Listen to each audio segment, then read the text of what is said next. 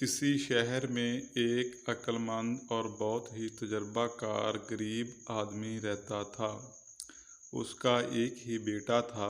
एक दिन उसने अपने बेटे को पास बुलाकर नसीहत करते हुए कहा, किसी ऐसे शख्स को जिस पर तुम एतबार ना कर सको कभी अपना दोस्त ना बनाना।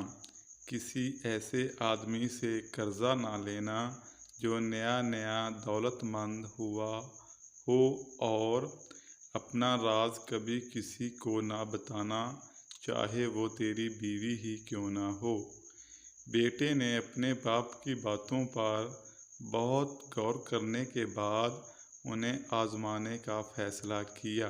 सबसे पहले उसने एक ऐसे आदमी से दोस्ती की जो काबिल एतमाद ना था। फिर एक नया नया अमीर हुआ आदमी से कर्जा लिया। फिर उसने एक बकरी ज़ेबा करके खून अपने कपड़ों पर लगा लिया और अपनी बीवी से कहने लगा, मेरे कपड़ों पर से खून के धब्बे साफ कर दो, और अपने जुर्म का एतराफ़ करते हुए कहा कि मैंने एक बंदे को कत्ल कर दिया है, और साथ कहा, मैं ये राज सिर्फ तुमको बता रहा हूँ, किसी और को नहीं बताना, वरना बहुत बड़ी मुश्किल बन जाएगी।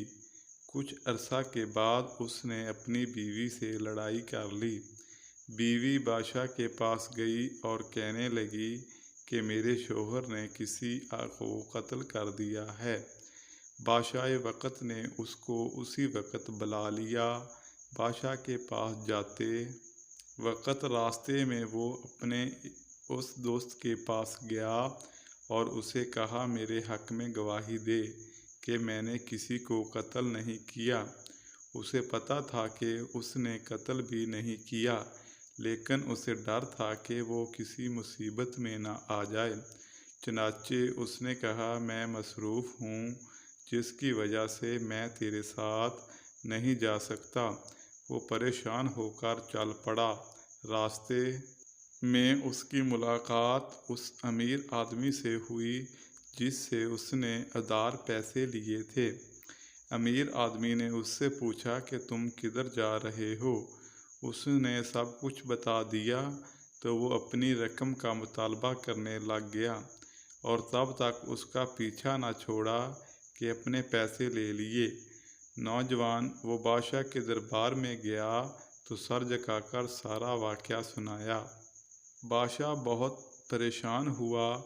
वो बूढ़े की अक्लमंदी और नौजवान बेटे की तजस्सुस अमेज़ मुहिम जोई से मुतासर होकर उसे इल्ज़ाम से बरी कर दिया। लेकिन वो सोचने लगा कि ये दोनों मुझसे ज़्यादा अक्लमंद और तजर्बाकार हैं, कहीं ये मेरे तख्त पर कब्ज़ा न कर लें। चनाचे उन दोनों से निजात पाने के लिए हुक्म दिया कि इन्हें ज़िंदा दफन किया जाए। इस वाक़ये के चंद दिन बाद उस बादशाह के साथ खौफनाक हादसा हुआ। खाने में लापरवाही से उसके गले में हड्डी का एक टुकड़ा फंस गया, जो बहुत कोशिश करने के बावजूद भी ना निकला। उसने मुल्क के तमाम बड़े बड़े हकीम बुलाए, लेकिन कोई भी कामयाब ना हो सका। आखिरकार दरबारियों ने कहा, आप उस गरीब आदमी और उसके बेटे को ना जिंदा दफन करवाते तो वो आपको बचा लेते, मगर बादशाह उन्हें भूल चुका था। उसने कहा, हो सकता है कि वो अभी ज़िंदा हों, जल्दी से जाओ और उन्हें ज़मीन खोद कर निकाल लाओ।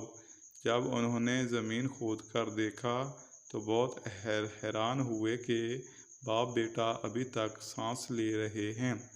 बात ये थी कि जब ज़िंदा दफनाया गया तो अक्लमंद बूढ़े ने पनीर की भरी हुई थैली अपने कपड़ों में रख ली थी, जिसकी वजह से वो ज़िंदा थे।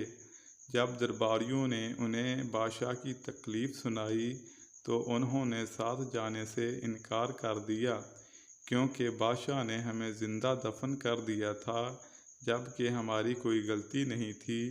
इसलिए अब हम बादशाह की कोई मदद नहीं कर सकते। بادشاہ زندگی اور موت کی جنگ میں مبتلا تھا۔ اس نے اپنے درباریوں سے کہا کہ دوبارہ ان کے پاس جاؤ اور کہنا کہ اگر وہ اس تکلیف سے بادشاہ کو نجات دلائیں گے تو وہ اپنا تخت ان کے حوالے کر دے گا۔ آخر کار بوڑھے اور اس کے بیٹے نے حامی بھر لی۔ جب وہ بادشاہ کے دربار میں پہنچے تو بوڑھے آدمی نے کہا، آپ کی جان بچ سکتی ہے لیکن آپ کو اس کی بہت بھاری قیمت دینی پڑے گی۔ آپ کو اپنی جان بچانے کے لیے اپنے اکلوتے بیٹے کی قربانی کرنی ہوگی۔ بادشاہ اس شرط پر نہ مانا، تاہم اس کے درباری اسے راضی کرنے کی کوشش کرتے رہے تو آخر کار بادشاہ مان گیا۔ بادشاہ بستر پر لیٹا ہوا تھا۔ جب اس کے بیٹے کو رسیوں سے باندھا گیا تو وہ خوف سے کانپنے لگا۔ بوڑھا آدمی اپنے ہاتھ میں خنجر لے کر شہزادے پر وار کرنے کے لیے تیار تھا تو بادشاہ کے چہرے پر خوف چھا گیا۔ یہ دیکھ کر اس نے حکم دیا کہ ایک چادر بادشاہ اور اس کے بیٹے کے درمیان لگائی جائے تاکہ بادشاہ اپنے بیٹے کو قتل ہوتا ہوا نہ دیکھ سکے۔ بادشاہ نے اپنی سانس روک لی اور انتظار کرنے لگا۔ اچانک اس نے ایک زوردار چیخ سنی۔ اس کے ساتھ ہی بادشاہ کے منہ سے بھی چیخ نکل گئی اور یہ دیکھ کر حیران ہوا کہ اس کے گلے میں پھنسی ہڈی کا ٹکڑا باہر نکل آیا۔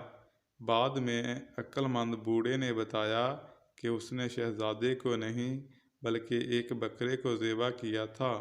بادشاہ بہت خوش ہوا۔ اس نے اپنے وعدے کے مطابق تخت ان کے حوالے کر دیا۔